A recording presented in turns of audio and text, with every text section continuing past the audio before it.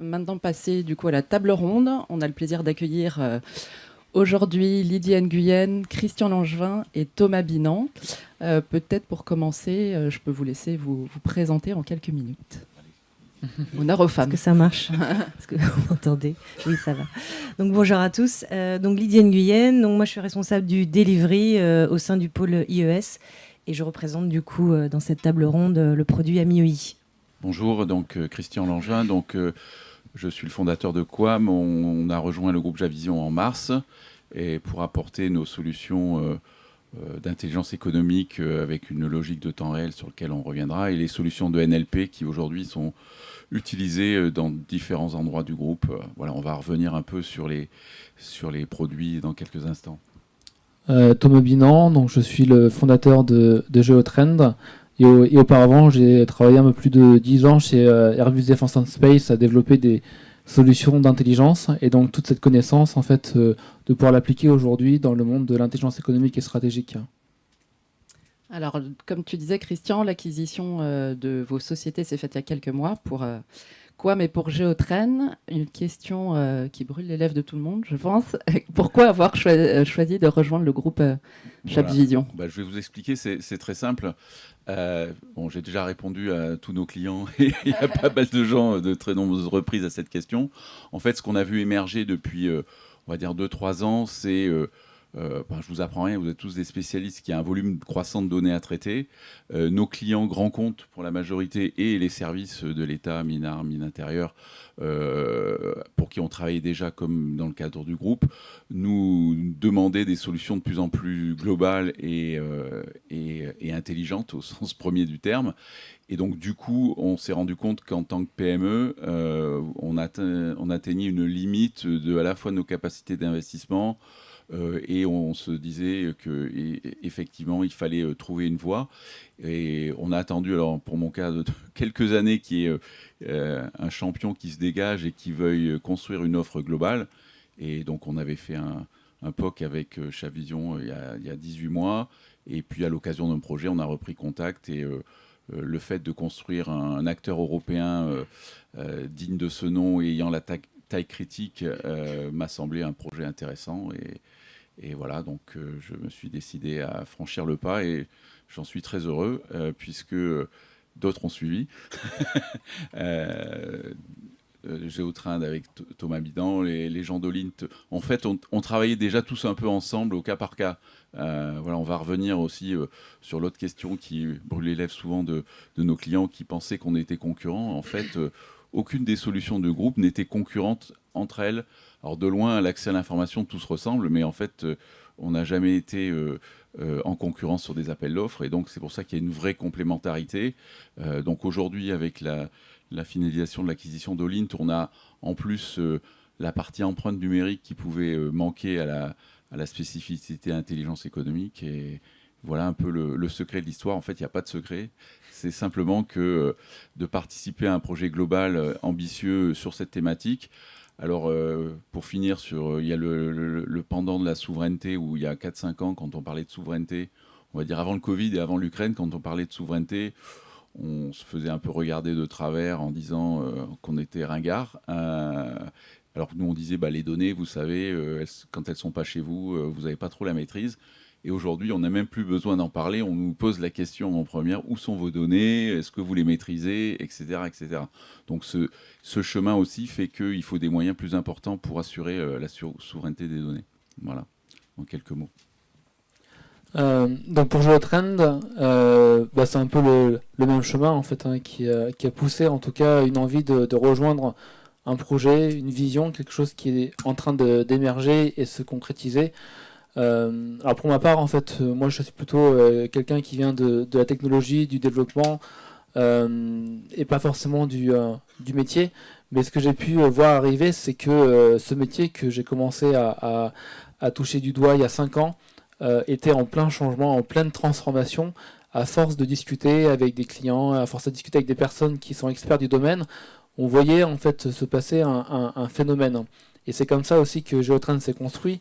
C'était pour démocratiser l'accès à l'information avec un outil simple qui a permis en fait d'amener la société à un niveau dans lequel elle a pu se développer.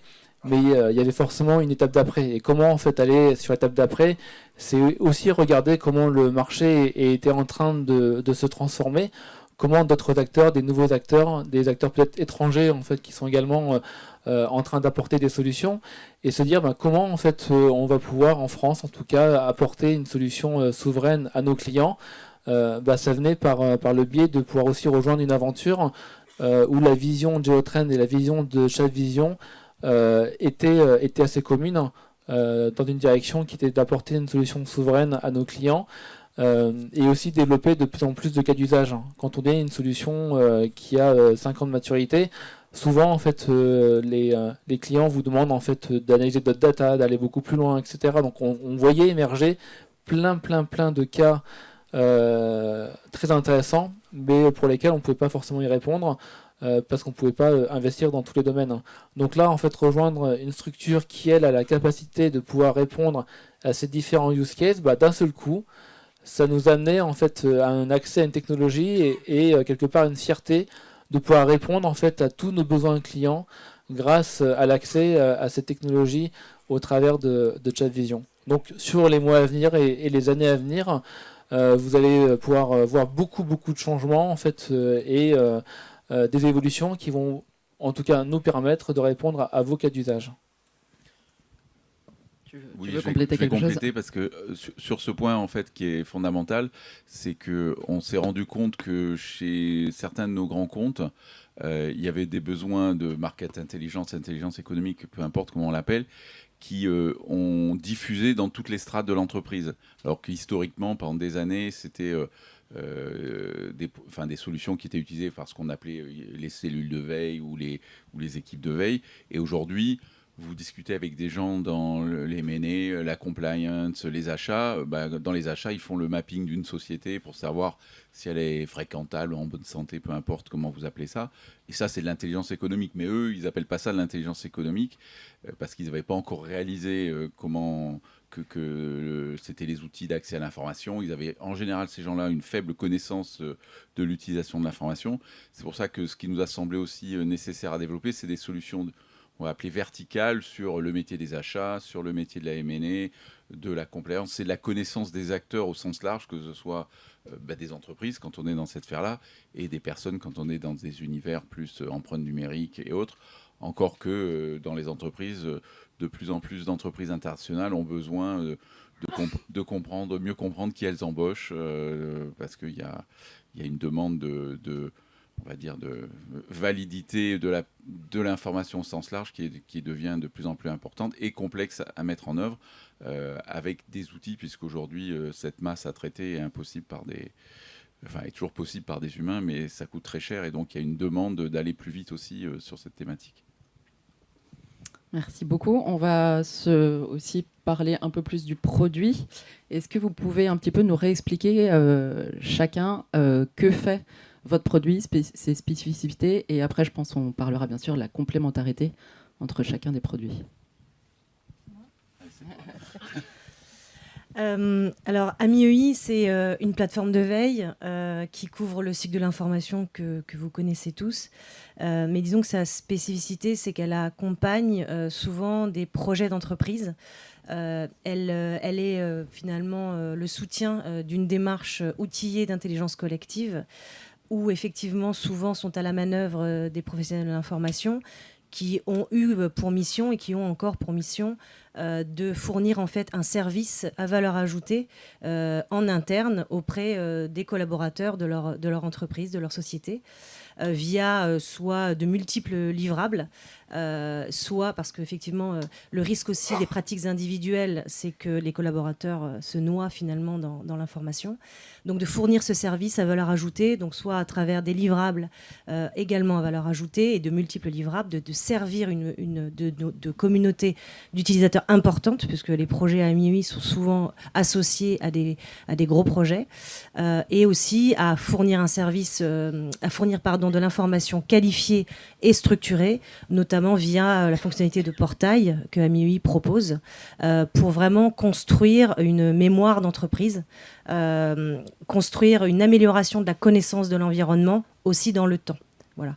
Donc AMI-EI est finalement le résultat d'une démarche stratégique d'intelligence économique ou de market intelligence, comme on veut l'appeler.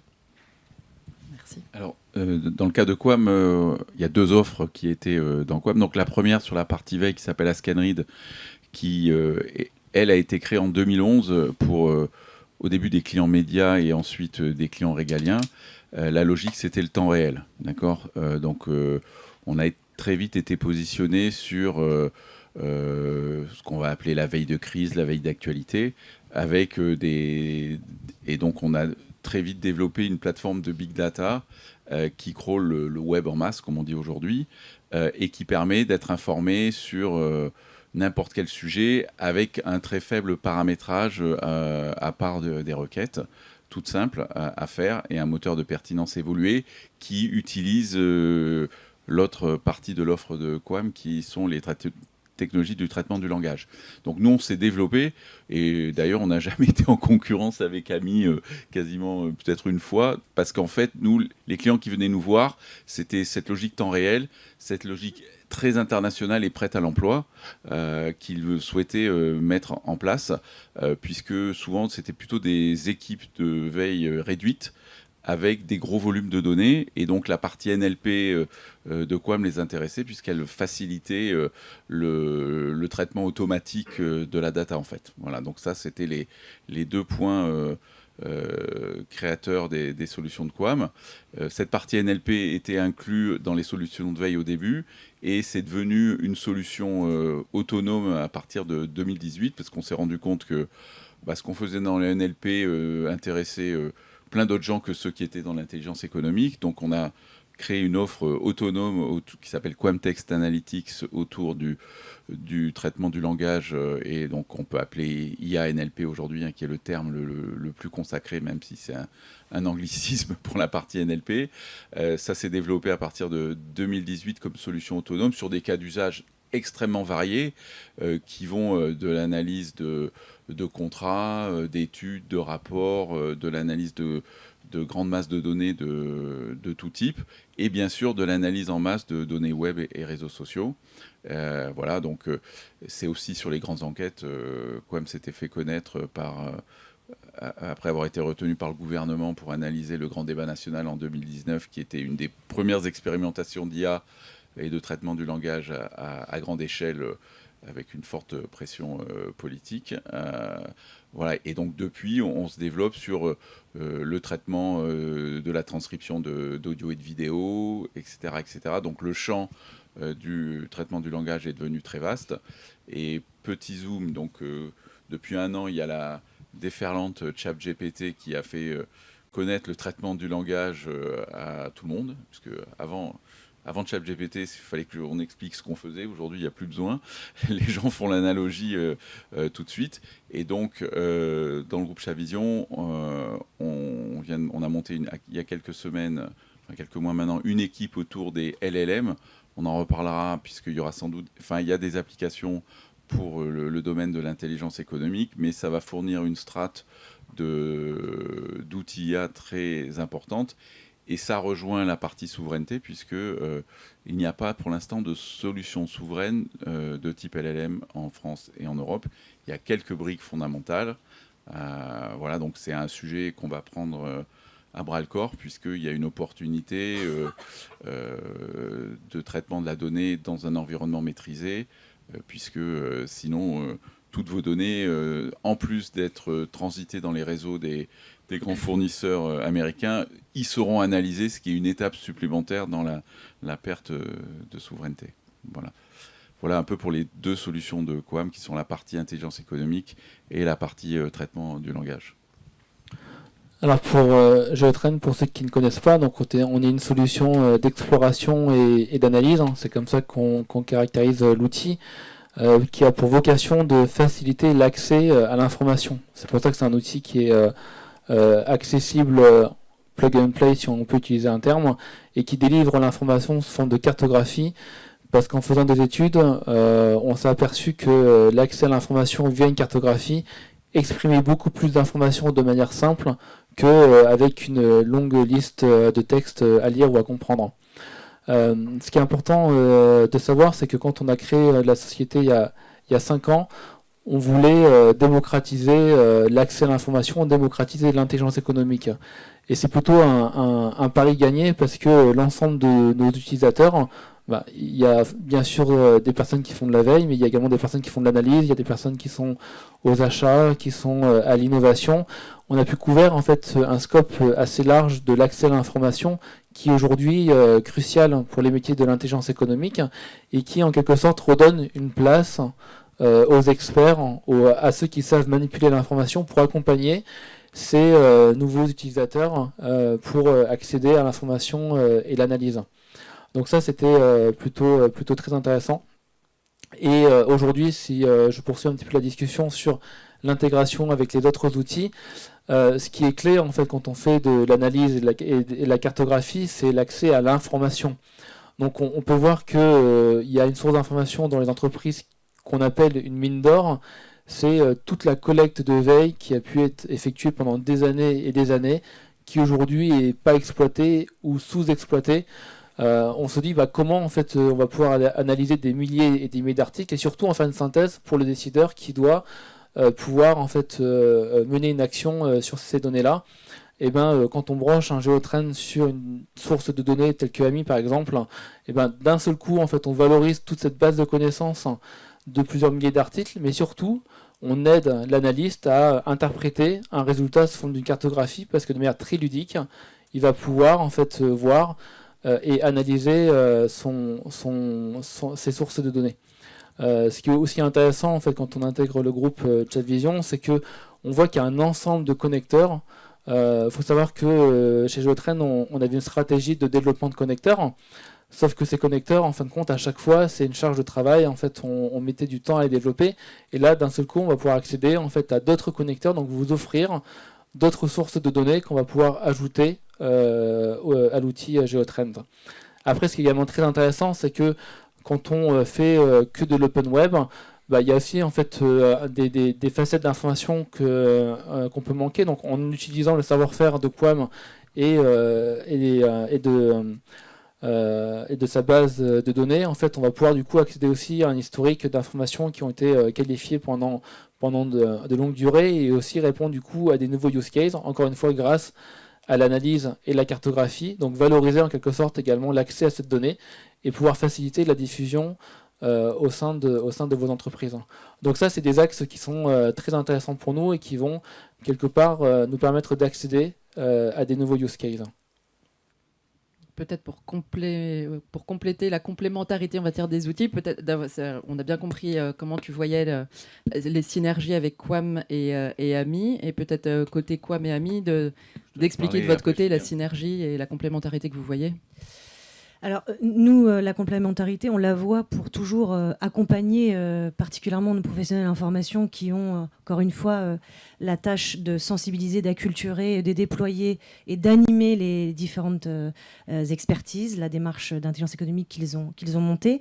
Donc, comme l'a dit Thomas, on adresse et on élargit encore le scope utilisateur. Donc, la mission que l'on a, en tout cas sur les clients AMIEI, c'est de suivre cette tendance et de pouvoir onboarder finalement des profils qui ne sont pas forcément des professionnels de l'information. Donc, en ce sens, des technologies comme Géotrain vont permettre finalement à la fois de valoriser toutes les données qui ont été collectées et travaillées par les professionnels de l'information et potentiellement les démarches collaboratives ou collectives qui ont été menées, et en même temps de pouvoir permettre à des analystes, des experts, de pouvoir facilement utiliser toute cette base, à la fois sur la donnée capitalisée et à la fois sur les sources d'information, pour facilement accéder à cette donnée. Donc ça, c'est un point intéressant. Et le deuxième axe, plus côté Quam, c'est que toute cette base de sources qui est disponible, donc le data center que propose Quam, que l'on va finalement plugger comme un connecteur supplémentaire, va permettre de fournir aussi d'autres types de sources et aussi d'autres cas d'usage, tels que le temps réel, comme disait tout à l'heure Christian. Donc on va élargir encore une fois les cas d'usage et aider toujours le déploiement en fait finalement de la démarche d'intelligence collective qui est menée par nos professionnels de l'information. sont sur des exemples, hein, évidemment. Je pense qu'on reviendra plus particulièrement sur les aspects roadmap, mais voilà en tout cas la tendance sur le projet AMI-EI et les synergies que l'on va mettre en place. Alors, du côté Quam, comme effectivement notre capacité à capter de l'information web à grande échelle va pouvoir alimenter à la fois les solutions de Quam elle-même et les solutions du groupe. Hein, ça a été cité par Thomas pour élargir le spectre. Puisque si on, alors je ne sais pas si on avait fait quelques slides avec les métriques peut-être, parce que c'est intéressant de revenir. Si on parle du data center à Scanrid, il faut savoir qu'aujourd'hui, la logique des clients, c'est d'avoir de plus en plus de sources internationales. Ça, je vous apprends rien. Donc nous, on crawl déjà massivement une douzaine de langues. On va rajouter à la demande d'un nouveau client le turc, le japonais et le coréen en début d'année 2024. Et donc ça, ce repository de données, pour le cas d'usage qui est celui de Quam, bon, il va servir dans les deux solutions de Quam qui sont ascanrid.com et les solutions personnalisées qui, elles, en général, sont celles qui embarquent du NLP nativement en plus du temps réel, mais ça va servir de repository de données et de clé ouverte de données à GeoTrend et à AMI en même temps. Donc là, c'est une synergie d'accès au contenu plus facile, plus aisé. Et il y a notamment... on sait que c'est un point dur chez un certain nombre de clients, c'est que la maintenance des URL et des sources au sein du data center est faite automatiquement, ce qui allège le travail des équipes de veille. Voilà, donc ça c'est un point important qui est déjà mis en place, sachant que, comme on le verra, la logique c'est que en fait chaque solution correspond à une famille de cas d'usage. Et aujourd'hui, sur les nouveaux projets, comment on fait? On reçoit le cahier des charges, l'expression de besoin, et bien on dit ça c'est la combinatoire. Je ne sais pas, AMI plus Quam, là c'est Quam plus GeoTrend, là c'est etc. Et on fait des offres packagées, puisque en général le client n'a pas, dans le cahier des charges, on sait qu'avant il n'avait pas, enfin nous quand on y répondait, on n'avait pas toutes les fonctionnalités qui étaient demandées. Et là on regarde effectivement l'ensemble et on a à peu près tout le temps les fonctionnalités qui sont demandées. Et donc suivant la logique, l'organisation, etc., on a déjà fait à peu près sur les nouveaux projets des offres avec toutes les combinatoires possibles. Donc on sait que c'est la bonne approche. Merci beaucoup. Il y a quelques semaines, on a fait un groupe de travail restreint avec certains clients. Certains sont là. On avait beaucoup échangé avec eux sur l'intelligence économique, l'évolution des métiers, etc. J'ai repris juste quelques questions que les clients se posaient aussi pour chacun d'entre vous. Lydie, tu parlais de l'évolution des métiers. Je pense que c'est un fait très important et très marquant. Comment on peut soutenir le déploiement de la solution auprès d'autres communautés qui ne sont pas obligatoirement à la base des communautés spécialistes de la veille? Bah oui, c'est ce que je disais, hein, c'est vraiment notre ambition, c'est de soutenir ces professionnels. Donc on doit être à l'écoute évidemment des nouveaux usages. On doit répondre de façon fonctionnelle en fait, hein, à ces nouveaux cas d'usage. Et ce qu'on disait tout à l'heure, hein, sur l'intégration par exemple de GeoTrend va faciliter en fait le fait d'adresser en fait ces nouveaux cas d'usage. Et puis surtout aider toujours nos professionnels à animer, hein, en fait, ces communautés. Donc là, on est en soutien et en assistance si besoin, puisqu'effectivement, ils ont la lourde tâche de devoir sensibiliser et onboarder de nouveaux utilisateurs. Donc évidemment une réponse fonctionnelle et puis évidemment une réponse d'accompagnement et de conseil si besoin. Okay. Et pour toi, Christian, tu évolues dans le domaine de l'IE maintenant depuis quelques années. Comment tu vois un petit peu aussi l'évolution de ce secteur, de ce domaine? Effectivement, ça a été remonté lors du groupe de travail qu'on a fait, c'est qu'il y a des usages qui vont dans les autres services et divisions de l'entreprise. Alors du côté de Quam, par exemple, on alimente déjà plusieurs applications, ça a été cité par Olivier Dellenbach en introduction, on alimente des applications de CRM, d'accord, puisque dans le CRM, on va plugger les dernières news d'une entreprise. Comme ça, le collaborateur quand il va aller dans la fiche CRM, il va avoir les dernières informations sur l'entreprise. Alors quand on veut le faire à grande échelle, c'est compliqué, puisque alors, les gens des CRM n'appellent pas ça de la veille, ils appellent ça de la connaissance client. Donc il faut déjà adapter le vocabulaire, parce que si vous leur parlez d'intelligence économique, qui vous regardent, donc vous leur dire je vais améliorer votre connaissance client. Donc là, il y a une problématique de vocabulaire et de sémantique à adapter. Et à faire à grande échelle, c'est compliqué, parce que si vous mettez, alors, je ne sais pas si la personne démarche, je ne sais pas, le groupe Stellantis, si vous mettez juste une requête Stellantis dans votre data center et qu'il n'y a pas de NLP, vous allez vous trouver sous un tombereau d'informations. Donc c'est pas ça que veut le client. Il veut par exemple ce qui parle de Stellantis, mais dans la région Rhône-Alpes, et sur le fait d'implanter un nouveau concessionnaire, par exemple. C'est ça la granularité qu'il faut atteindre. Et ça, c'est des technologies complexes qui sont principalement du traitement du langage et de la détection d'informations, non pas de doublons, parce qu'on sait le faire depuis longtemps, mais d'informations similaires ou proches qui veulent dire la même chose, mais quand on collecte en masse, vous avez le même fait qui va générer plusieurs informations légèrement différentes, mais il faut le transformer en une seule information. Et on verra sur les travaux qu'on commence à mener sur l'IA générative, c'est de créer du contenu qui est la synthèse d'une 10, 15, 20 ou 30 informations. Et ça sera l'information finale qu'aura le collaborateur. Donc, on a ça sur les CRM. On a déjà 3 ou 4 clients dans ce domaine-là.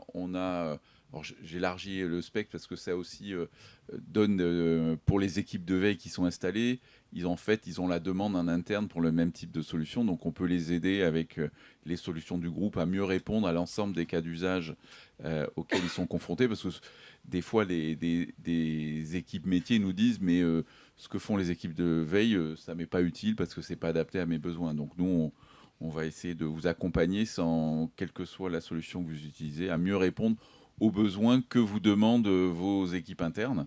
Je donne un autre cas d'usage qui est dans le domaine bancaire, qui est lié à la compliance. Là, on vient de faire avec une des grandes banques françaises une expérimentation à grande échelle, c'est-à-dire qu'on a commencé par 1000 entreprises, puis 10 000, et là on a fait cette année 50 000, où on va chercher des indicateurs sur le web, ce qu'ils appellent des indicateurs de risque, du genre le patron a été condamné pour avoir déversé des déchets dangereux, il y a plein de démissions dans l'entreprise, elle a annulé au dernier moment sa participation à un salon, donc qui sont des indicateurs de santé de l'entreprise. Et ça, pareil, alors est-ce que c'est de la market intelligence, de l'intelligence économique ? Oui et non. Enfin, nous, on pense que oui, mais les clients ne l'appellent pas comme ça. Ils l'appellent, eux, indicateurs de risque dans les banques. Ça va servir au scoring des clients, etc. Et ça, au final, c'est la même strate de traitement, de collecte et de traitement d'informations, sauf que la restitution doit être plus synthétique, puisqu'il n'y a pas, en général, d'équipe ou de personnes qui va faire comme dans une équipe de veille la coordination et l'analyse. Voilà, donc ça, c'est un peu les évolutions qui sont à la fois les évolutions du marché des clients, et en même temps, c'est beaucoup de nos nouveaux clients n'avaient jamais utilisé d'outils. Donc là, l'approche de Géotrend qui permet de dire je peux faire une analyse en fait sans être vraiment analyste.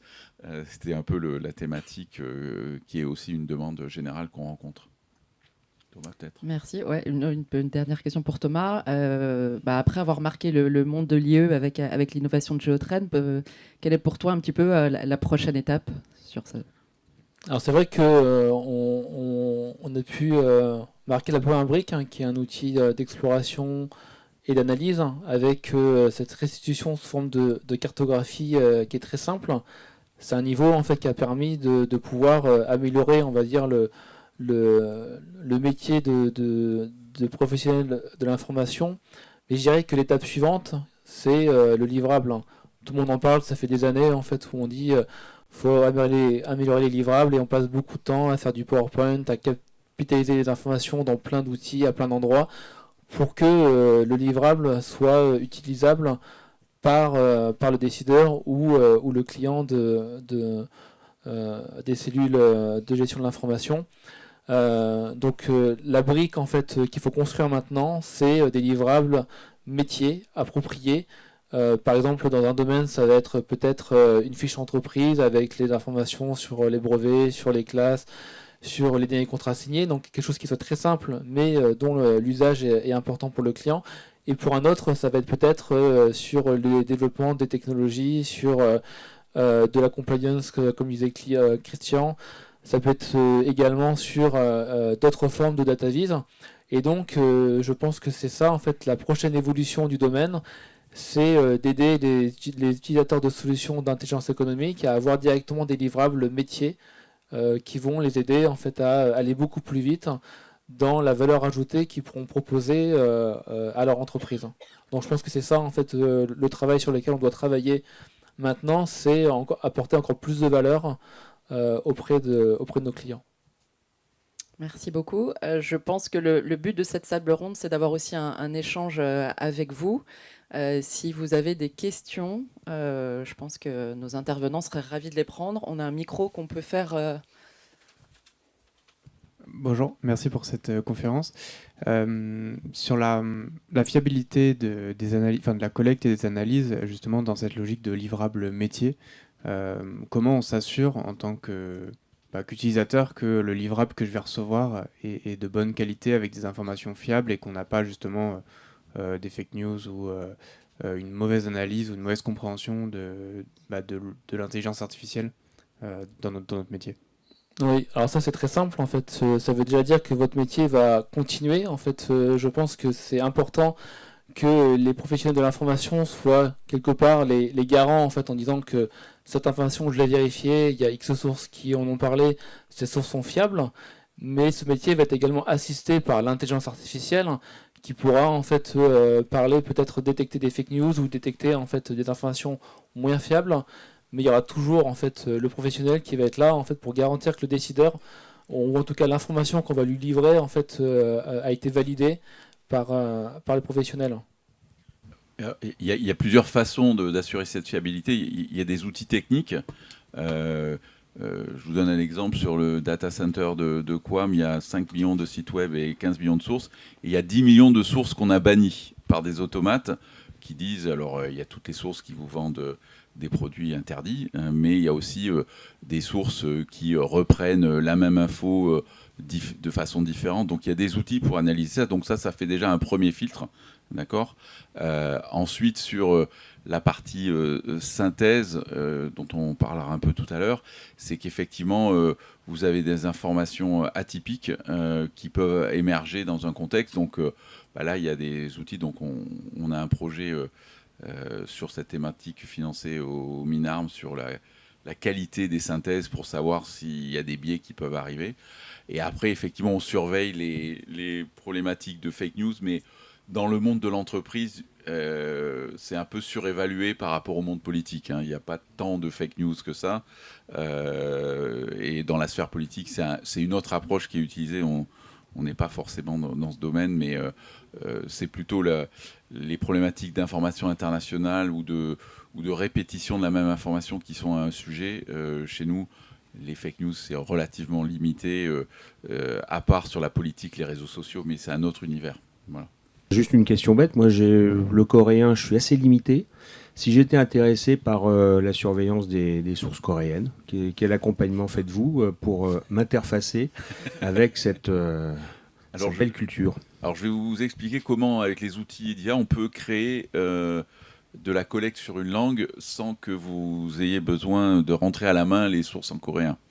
Alors, c'est là que l'IA est d'une grande aide. Donc, dans le data center de Quam, on a 400 millions de mots-clés qui sont une partie du vocabulaire NLP. Donc, quand on a un nouveau sujet, on traduit une partie des mots-clés en coréen. Donc, ça fait que quelques millions de termes. Donc, on prend l'essentiel. On va pas prendre on va prendre les thématiques, etc. Enfin, on les traduit. Et après, on a un outil qui va découvrir des sources, d'accord, en coréen, et qui va les rentrer dans le système. Et c'est comme ça que vous allez vous retrouver avec plusieurs dizaines de milliers de sources en coréen rentrées dans le système. D'accord ?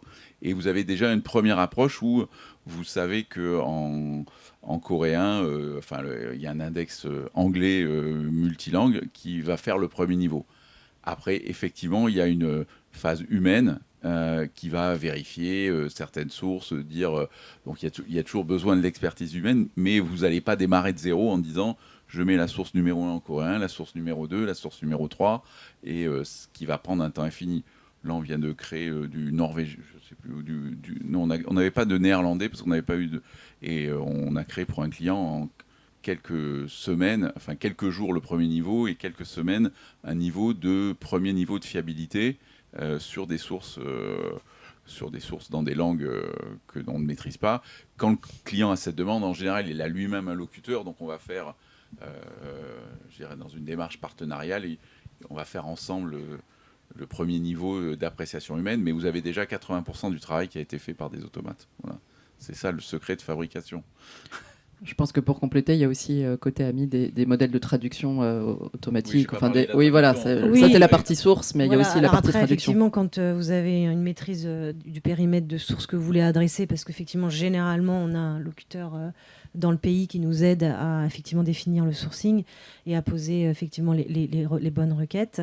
Après, derrière, effectivement, comment on peut s'interfacer avec des outils de traduction professionnels, l'idée, c'est après de capitaliser dans la langue les documents et de donner accès via le portail à la langue cible et la langue originale. Donc, c'est-à-dire que l'utilisateur final pourra chercher dans sa langue originale ou dans la langue cible, donc l'anglais par exemple, pour retrouver après une information qui aura été qualifiée et traitée.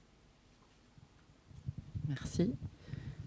Est-ce qu'il y a d'autres questions? Oui. Bonjour, merci pour vos propos.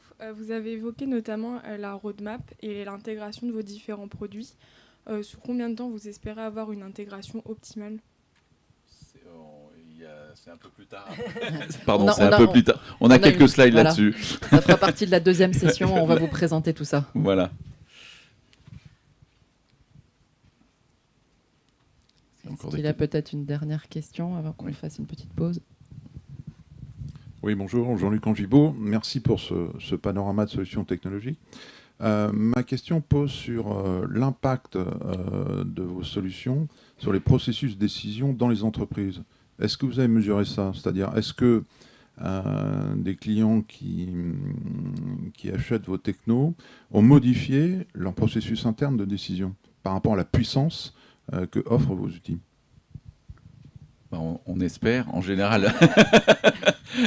En général, comme quand on prend, quelles que soient les solutions d'ailleurs mises en œuvre, le client, avant, il avait quelque chose, en général de moins bien ou de manuel. Donc, quand il a franchi un cap, ce qu'il a gagné, nous, on va pas garantir que il a un accès, que sa prise de décision va être optimale.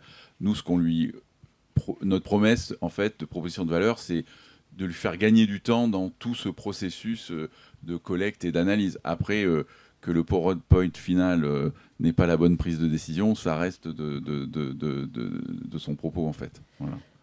Alors, concernant les clients AMI, et je parle sur leur contrôle, je pense que la plupart, lorsqu'ils ont implémenté la solution logicielle, ont forcément travaillé la gouvernance et les modes opératoires.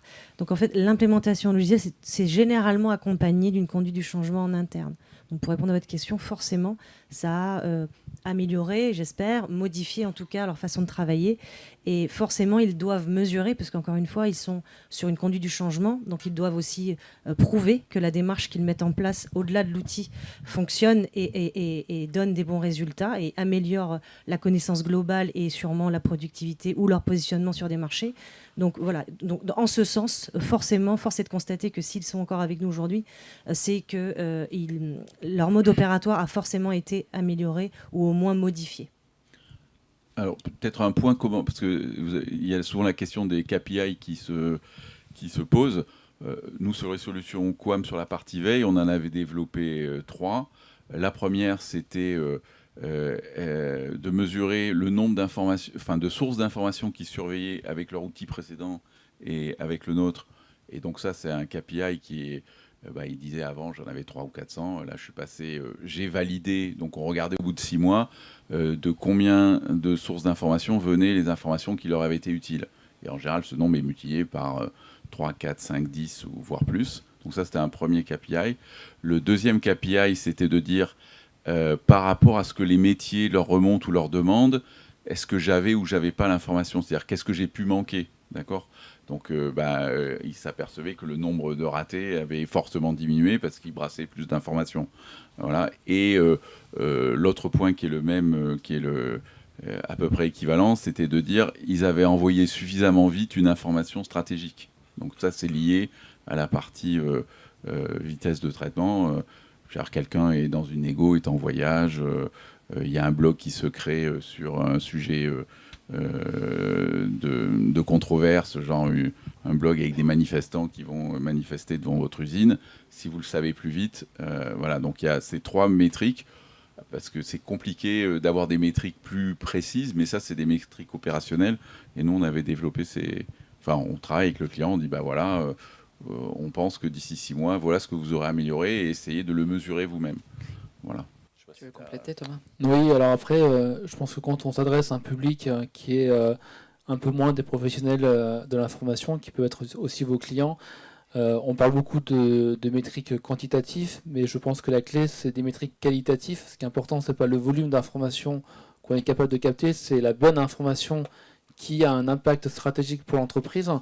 Et souvent, ce qui est quand même un peu compliqué à mesurer, c'est que ce sont des informations strictement confidentielles. C'est assez rare qu'un utilisateur va dire, voilà, en fait, moi j'ai trouvé une information qui va changer la stratégie de mon entreprise. Voilà, c'est quelque chose qui souvent ne mentionne pas.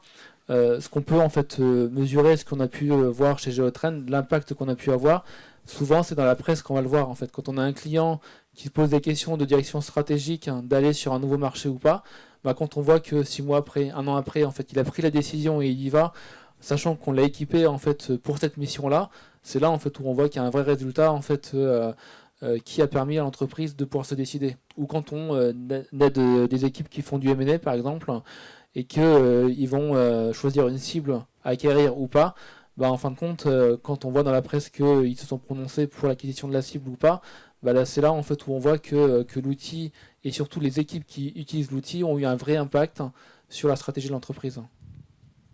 La bonne nouvelle, c'est juste après la pause, il y aura justement le témoignage de 3 de nos clients qui pourront également aussi vous expliquer ça aussi un petit peu plus concrètement.